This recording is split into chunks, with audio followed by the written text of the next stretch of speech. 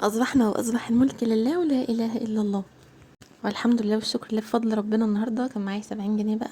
يوميتي كانت حلوة النهاردة، فإن شاء الله أول حاجة هفكر فيها إن أنا أظبط بقى اليومية النهاردة على ولادي، هم نفسهم إيه وهعمله.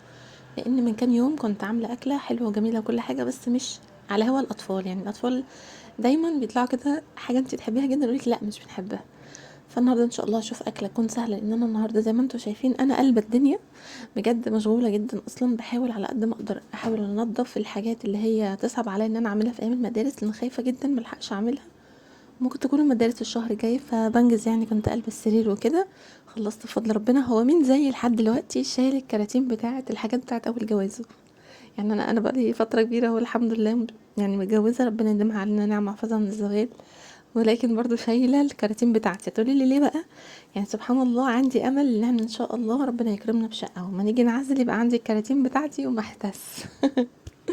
المهم فنشت تحت السرير بقى، والحمد لله كنت مخلصه تحت السرير التاني من كام يوم، وخلصت وخدت دولاب جوزي بقى ظبطته كده. ما دام الدنيا بدري والحمد لله ربنا هديلي بنتي ونايمه بلحق انجز اي حاجه. اهم حاجه بس الاول تاخدي الورد بتاعك والقران والاذكار بتاعتك، لان كده هتلاقي اليوم مترتب وبقى فيه بركه، وهتلاقي كل حاجه مترتبه سبحان الله من غير ما انت تكوني منظماها، بتبقى تدابير ربنا. غير كده بقى هتلاقي الدنيا كده متكعبله وانت بتلفي حوالين نفسك. فان شاء الله ابدأي بس اول حاجه خلصي كده اللي عليكي، اهم حاجه تشوفي صلاتك ووردك واذكارك، وبعد كده شوفي انت هتعملي ايه. اول حاجه انا اتصرفت جبت فطار بقى ب10 جنيه وغذي برضو ان شاء الله يكون حلو. جبت ايه بقى؟ شفت الراجل سألته يعني اقل حاجه فول متوضب بكام. واحد كده كنت اول مره اروح اجيب من عنده، قال لي ب4 جنيه. قلت له طب خلاص هات ب4 جنيه. ورحت جايبه ب5 بطاطس وجبت واحده جرجير، يبقى انا كده جبت فطار جميل جدا ب10 جنيه. طبعا التدميس الفول بيكون اوفر واحسن كتير، بس مش وقته ان انا اشتري فول بقى النهارده. انا حابه اعمل حاجه يكون ولادي عايزينها النهارده وفي نفس الوقت تكون ساقعه قصدي سهله.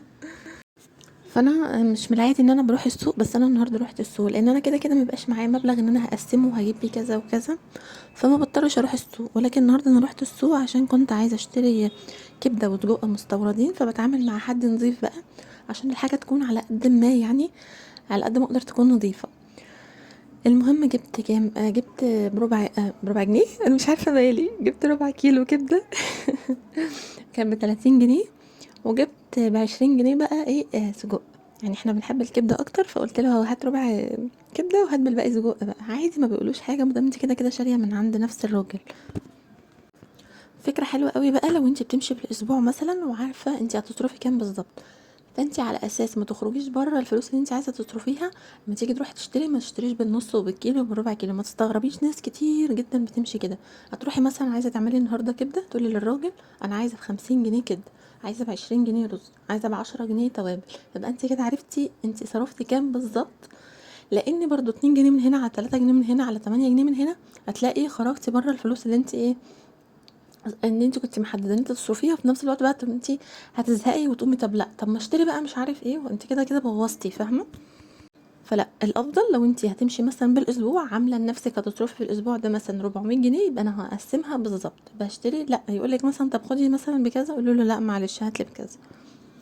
ما فيهاش حاجه والله. حتى لو انت مثلا انت معاكي فلوس زياده وهتصرفيها مفيش مشكله.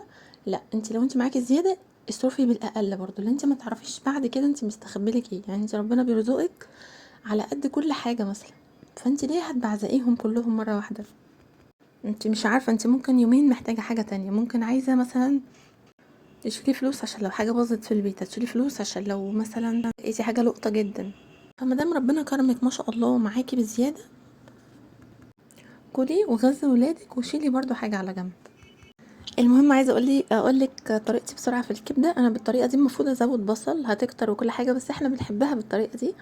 وفي نفس الوقت انا كده كده ايه احطها في رغيف بلدي متني كده، فبيبقى كميته مع العيش مع الكبده او السجق بتبقى كبيره مشبعه بالنسبه لي وبالنسبه لولادي. بالنسبه لجوزي انا ممكن اعمل له جنبها شويه بطاطس شويه سلطه شويه رز.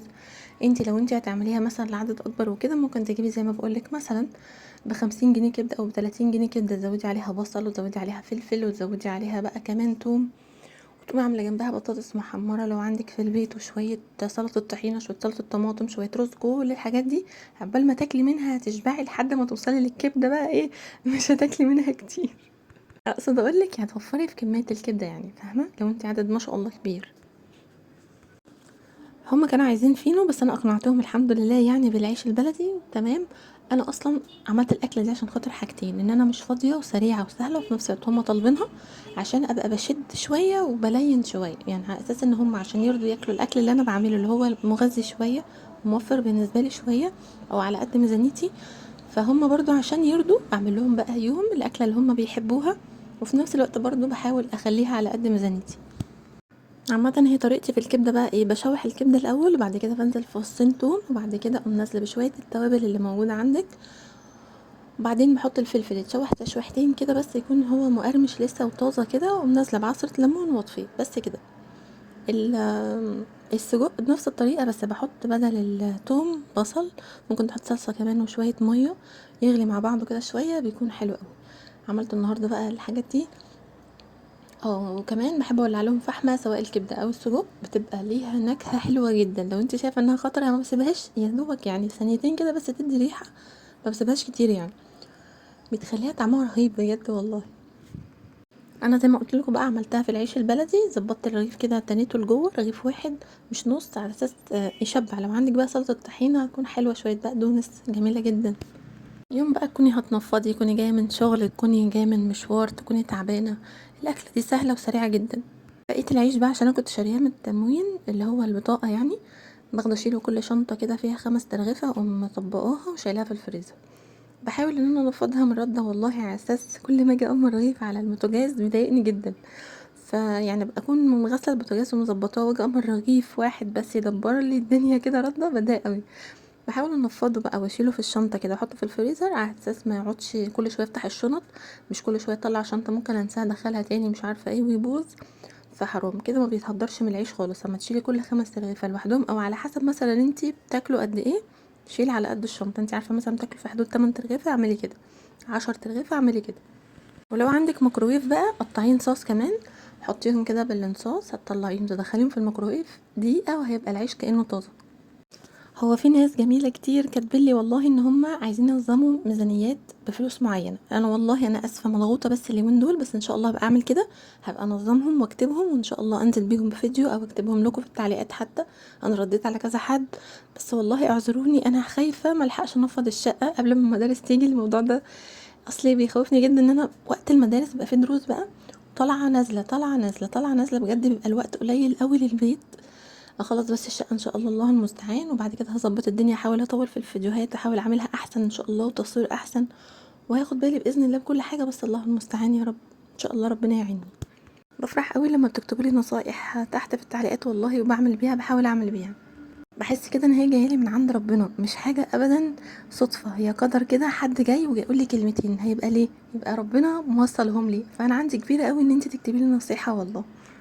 الحمد لله والشكر لله بقى، كنت خلاص خلصت الأوضة ومسحتها وظبطتها، بس دي هي أوضة واحدة بس اللي خلصتها لسه. إن شاء الله هنفض بقية الدنيا بقى، الأوضة التانية والمطبخ والحمام حتى والحاجات دي.